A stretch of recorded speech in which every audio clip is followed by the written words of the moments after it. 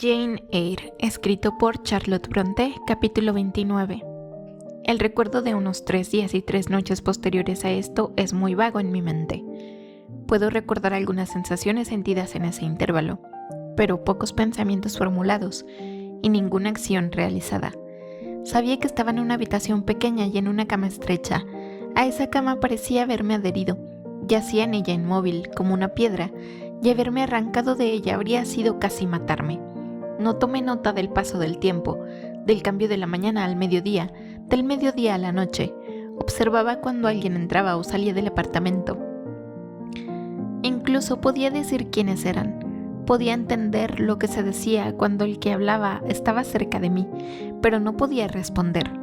Abrir los ojos o mover los miembros era igualmente imposible. Hannah, la sirvienta, era mi visitante más frecuente. Su llegada me perturbaba.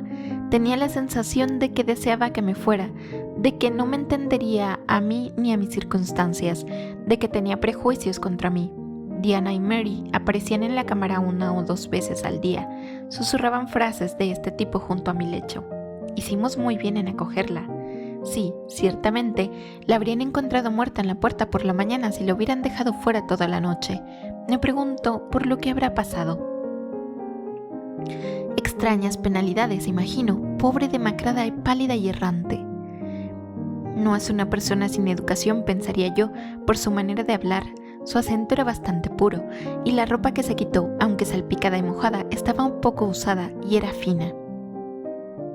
Tiene un rostro peculiar, descarnado y demacrado como está. Me gusta bastante, y cuando esté en buena salud y animada, puedo imaginar que su fisonomía sería muy agradable. Ni una sola vez en sus diálogos oí una sílaba de arrepentimiento por la hospitalidad que me habían extendido, ni de sospecha o aversión hacia mí. Me sentí reconfortada. El señor St. John vino solo una vez. Me miró y dijo que mi estado de letargo era el resultado de una reacción a una fatiga excesiva y prolongada. Declaró innecesario llamar a un médico. La naturaleza, estaba seguro, se las arreglaría mejor dejada a su suerte. Dijo que cada nervio había sido sobrecargado de alguna manera y que todo el sistema debía dormir aletargado un tiempo. No había enfermedad. Imagino que mi recuperación sería bastante rápida una vez comenzada. Expresó estas opiniones en pocas palabras, con una voz tranquila y baja. Y añadió tras una pausa, en el tono de un hombre poco acostumbrado a comentarios expansivos: una fisionomía bastante inusual, ciertamente, no indicativa de vulgaridad o degradación. Todo lo contrario, respondió Diana. A decir verdad, St. John, mi corazón se enternece bastante hacia la pobrecilla. Ojalá podamos beneficiarla permanentemente. Eso es poco probable, fue la respuesta. Descubrirás que es alguna joven dama que ha tenido un malentendido con sus amigos y probablemente los ha dejado de forma imprudente. Quizás logremos devolvérsela, si no es obstinada. Pero trazó líneas de fuerza en su rostro que me hacen escéptico de su docilidad. Se quedó considerándome unos minutos. Luego añadió: parece sensata, pero nada guapa. ¿Está tan enferma, St. John? Enferma o sana siempre sería sencilla.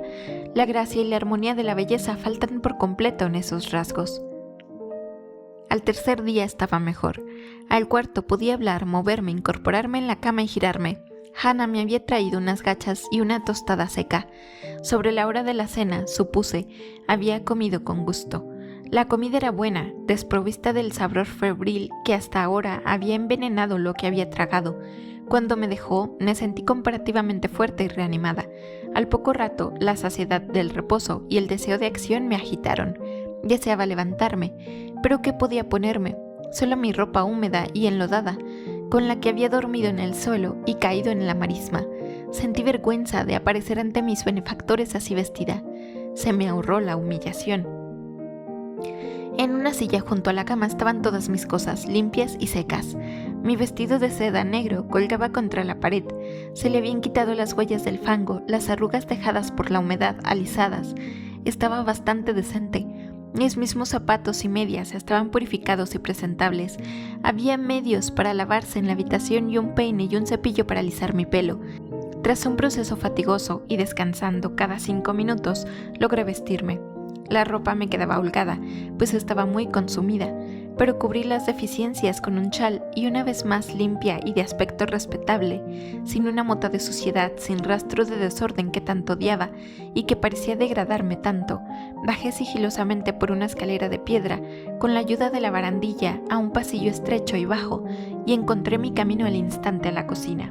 Estaba llena de la fragancia del pan recién hecho y del calor de un fuego generoso. Hannah estaba horneando. Los prejuicios, es bien sabido, son de lo más difíciles de erradicar del corazón, cuyo suelo nunca ha sido removido ni fertilizado por la educación. Crecen allí, firmes como las malas hierbas entre las piedras. Hannah había sido fría y rígida en verdad, al principio. Últimamente había comenzado a ablandarse un poco, y cuando me vio entrar ordenada y bien vestida, incluso sonrió. «Vaya, te has levantado», dijo. «Estás mejor entonces. Puedes sentarte en mi silla, en la losa del hogar, si quieres». Señaló la mecedora, la tomé. Se afanaba examinándome de vez en cuando con el rabillo del ojo, volviéndose hacia mí, mientras secaba unas hogazas del horno. Preguntó bruscamente: «¿Alguna vez has ido a mendigar antes de venir aquí?». Me indigné por un momento, pero recordando que la ira estaba fuera de lugar y que de hecho le había parecido una mendiga, respondí tranquilamente, pero aún no sin una cierta y marcada firmeza: «Se equivoca al suponer que soy una mendiga. No soy una mendiga, no más que usted o sus jóvenes señoras». Tras una pausa, dijo: «No entiendo yo eso. No tienes ni casa ni un céntimo, supongo». La falta de casa o de céntimos, con lo que supongo que se refiere a dinero, no convierte a una en mendiga en el sentido que usted le da la palabra. «¿Eres instruida?», inquirió al instante. «Sí, mucho. Pero nunca has estado en un internado». «Estuve en un internado 8 años». Abrió los ojos de par en par. «¿Por qué no puedes mantenerte entonces?». «Me he mantenido y confío me mantendré de nuevo. ¿Qué va a hacer con esas grosellas?», inquirí mientras sacaba una cesta de la fruta. «¿Hacer empanadas con ellas?». «Démelas y las desgranaré». «No, no quiero que hagas nada». «Pero debo hacer algo, déjemelas». Consintió, e incluso me trajo una toalla limpia para extender sobre mi vestido, no sea, como dijo, que lo ensucie. «Se ve que no estáis acostumbrada al trabajo de criada por vuestras manos», observó. «¿Quizás habéis sido modista?».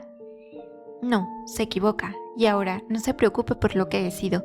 No se rompa más la cabeza conmigo, pero dígame el nombre de la casa donde estamos». «Algunos la llaman Marsh End y otros la llaman Moor House». «¿Y el caballero que vive aquí se llama señor St. John?». «No, él no vive aquí. Solo se queda un tiempo. Cuando están en casa, está en su propia parroquia en Morton». «¿Ese pueblo a unas pocas millas?». «Sí». «¿Y qué es él?». «Es un párroco». Recordé la respuesta de la vieja ama de llaves de la rectoría cuando había pedido ver al clérigo. «Esta entonces era la residencia de su padre». «Sí, el viejo señor Rivers vivió aquí, y su padre y su abuelo y su tatarabuelo antes que él». «¿El nombre entonces de ese caballero es señor St. John Rivers?». «Sí, St. John es como su nombre de pila». «¿Y sus hermanas se llaman Diana y Mary Rivers?». «Sí». «¿Su padre ha muerto?». «Murió hace 3 semanas de un ataque». «¿No tienen madre?».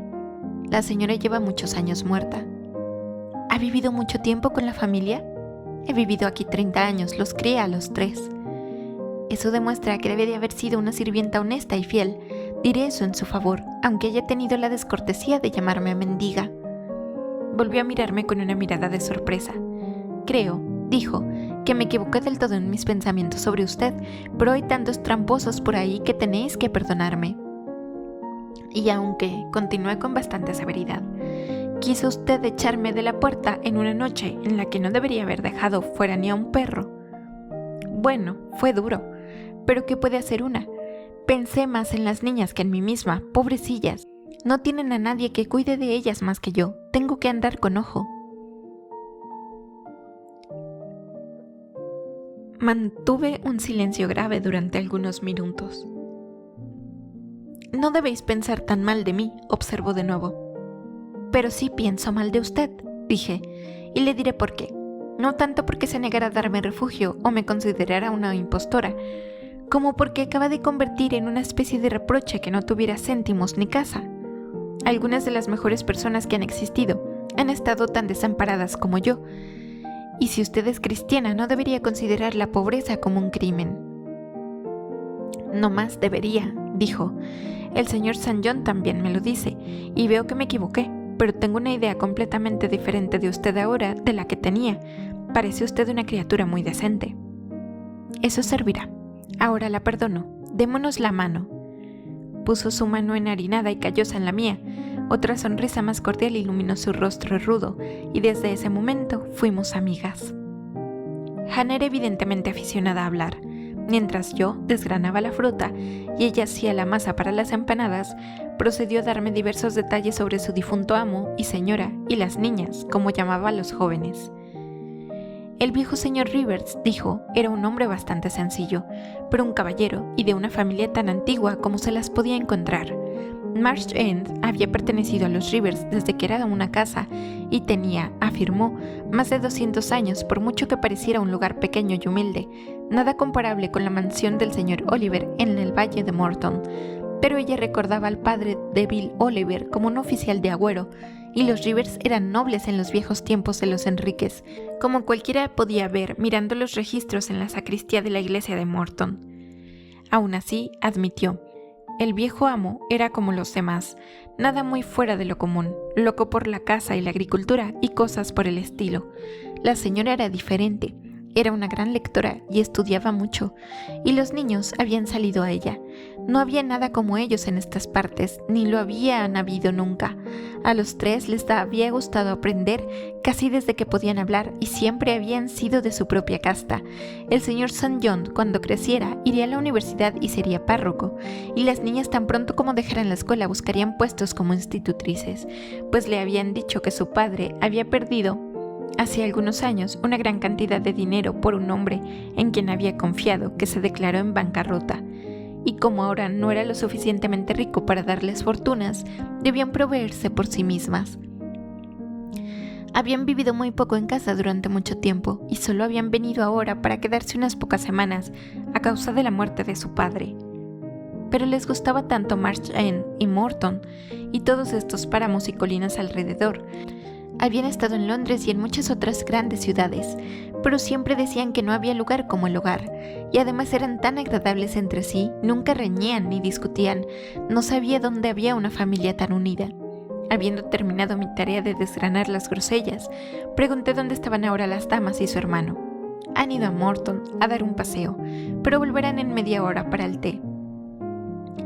Regresaron dentro del tiempo que Hannah les había asignado. Entraron por la puerta de la cocina. El señor St. John, al verme, simplemente hizo una reverencia y pasó de largo. Las damas se detuvieron. Mary, en pocas palabras, expresó amable y calmadamente el placer que sentía de verme lo suficientemente bien como para poder bajar. Diana me tomó la mano y sacudió la cabeza hacia mí. «Deberías haber esperado mi permiso para descender», dijo. «Todavía pareces muy pálida y tan delgada. Pobre niña, pobre muchacha». Diana tenía una voz entonada a mi oído, como el arrullo de una paloma. Poseía ojos cuya mirada me deleitaba encontrar. Todo su rostro me parecía lleno de encanto. El semblante de Mary era igualmente inteligente, sus rasgos igualmente bonitos, pero su expresión era más reservada y sus modales, aunque gentiles, más distantes. Diana miraba y hablaba con cierta autoridad. Tenía una voluntad evidentemente. Era mi naturaleza sentir placer en ceder a una autoridad apoyada como la suya y doblegarme donde mi conciencia y mi respeto propio lo permitieran, a una voluntad activa. «¿Y qué haces aquí?», continuó. «No es tu hogar. Mary y yo nos sentamos en la cocina a veces porque en casa nos gusta ser libres, incluso hasta la licencia. Pero tú eres una visitante y debes ir al salón». «Estoy muy bien aquí». «En absoluto.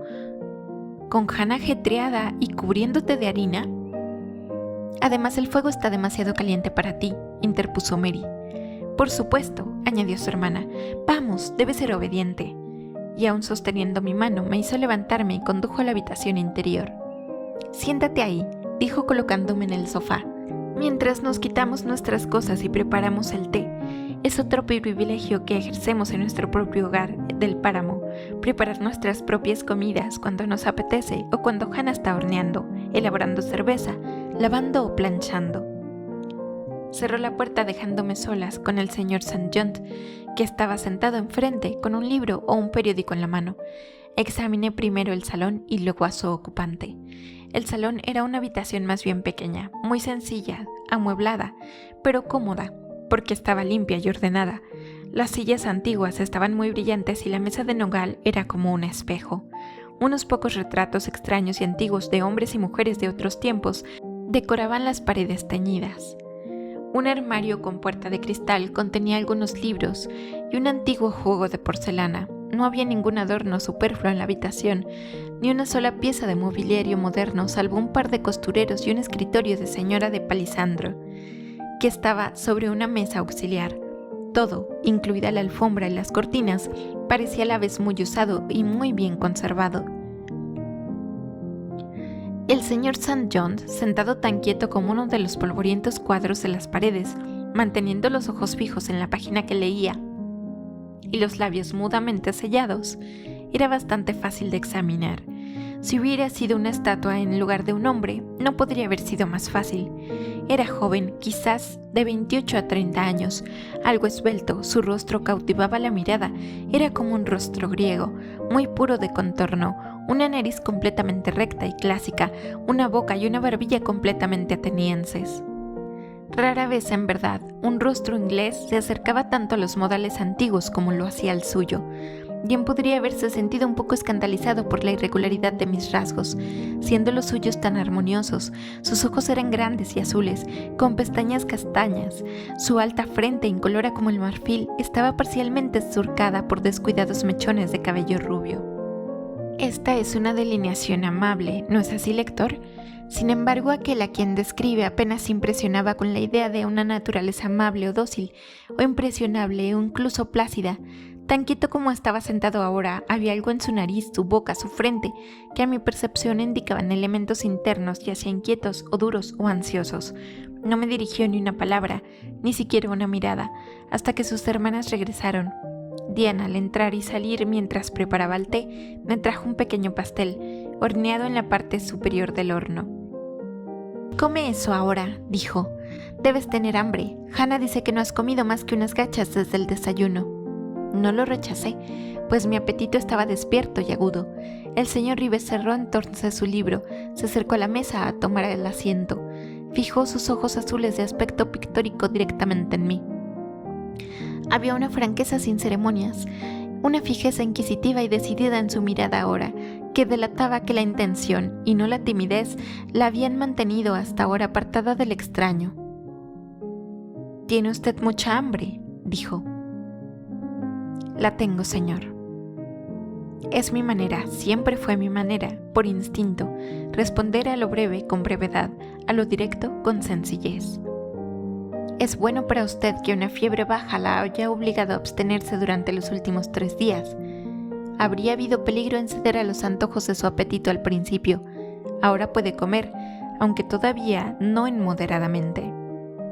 «Confío en no comer mucho tiempo a su costa, señor», fue mi respuesta, muy torpemente concebida y poco pulida. «No», dijo fríamente.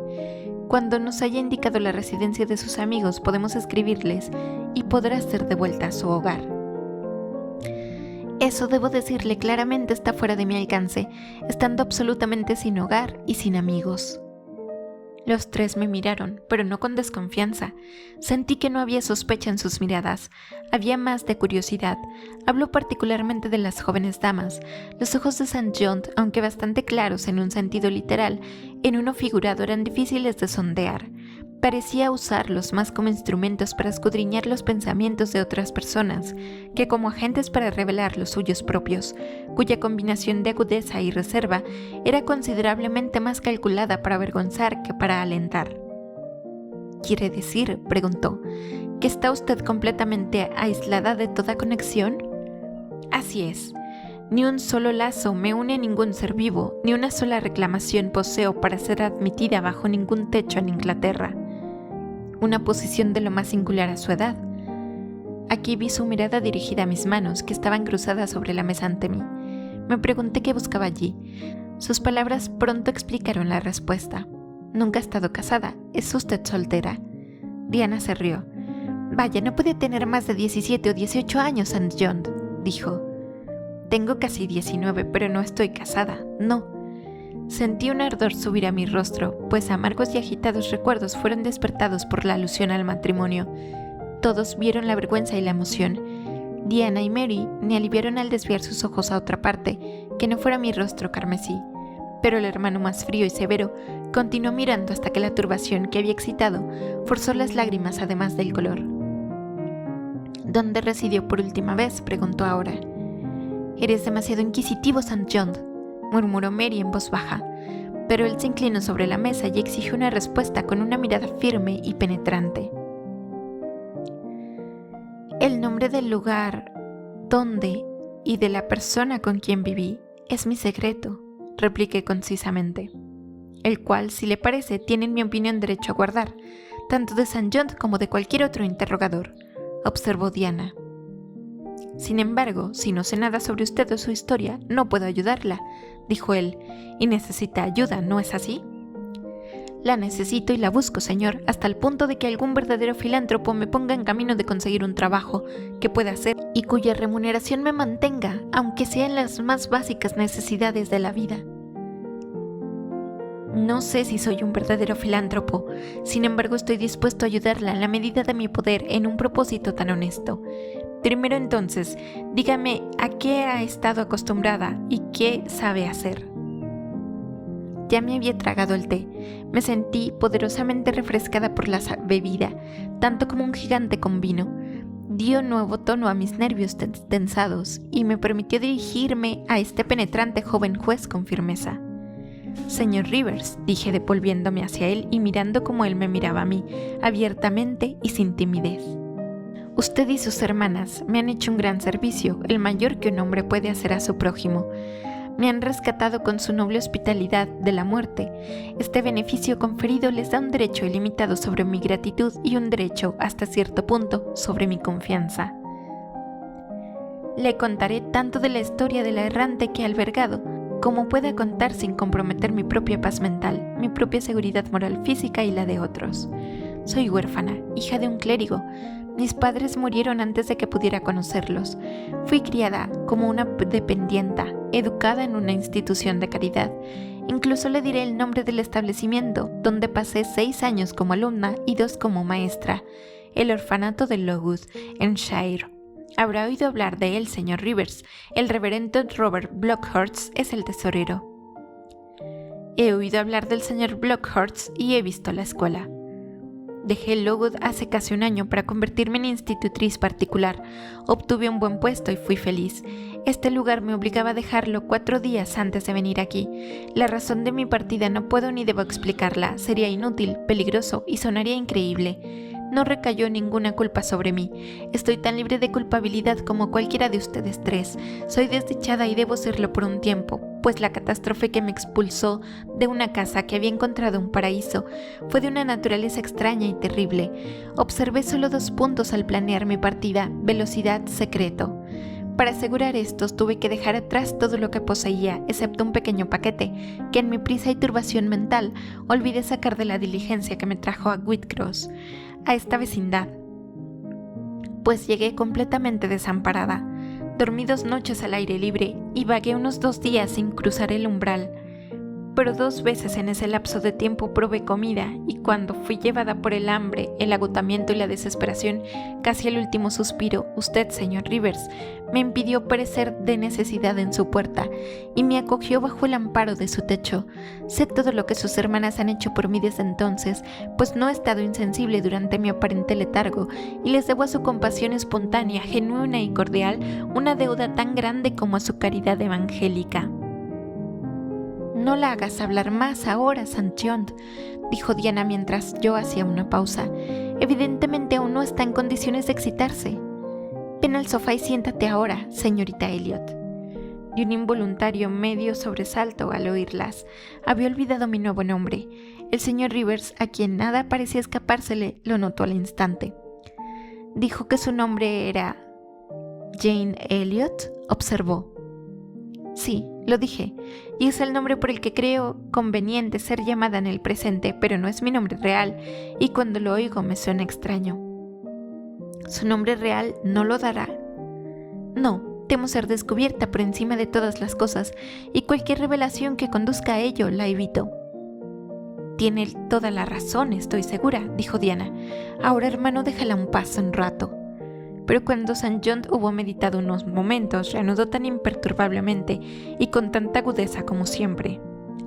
No le gustaría depender mucho tiempo de nuestra hospitalidad. Desearía, veo, prescindir tan pronto como sea posible de la compasión de mis hermanas y sobre todo de mi caridad. Soy bastante sensible a la distinción hecha, ni la resiento, es justa. ¿Desea ser independiente de nosotros? Sí, ya lo he dicho. Muéstreme cómo trabajar o cómo buscar trabajo. Eso es todo lo que pido ahora. Luego déjeme ir, aunque sea la más humilde cabaña, pero hasta entonces permítame quedarme aquí. Temo otro de ensayo de los horrores de la indigencia sin hogar. En verdad se quedará aquí, dijo Diana poniendo su blanca mano en mi cabeza. ¿Se quedará?, repitió Mary, en el tono de sinceridad poco demostrativa que parecía natural en ella. Mis hermanas, ya ve, sienten un placer en retenerla, dijo el señor St. John, como sentirían un placer en retener y cuidar a un pájaro medio helado que algún viento invernal hubiera arrojado por su ventanal. Yo siento más inclinación a ponerla en camino de mantenerse por sí misma, y me esforzaré por hacerlo, pero observe, mi esfera es estrecha. No soy más que el párroco de una pobre parroquia rural. Mi ayuda debe ser del tipo más humilde, y si está inclinada a despreciar el día de las pequeñas cosas, busque un socorro más eficiente del que yo puedo ofrecer. Ya ha dicho que está dispuesta a hacer cualquier cosa honesta que pueda hacer, respondió Diana por mí. Y sabe St. John que no tiene elección de ayudantes. Se ve obligada a conformarse con gente tan áspera como tú. Seré modista, seré costurera de labor sencilla, seré sirvienta, niñera, si no puedo ser nada mejor, respondí. Correcto, dijo el señor St. John con bastante frialdad. Si tal es su espíritu, prometo ayudarla a mi tiempo y a mi manera. Reanudó entonces el libro con el que había estado ocupado antes del té, pero me retiré, pues había hablado tanto y estado levantada tanto tiempo como mis fuerzas actuales me lo permitían.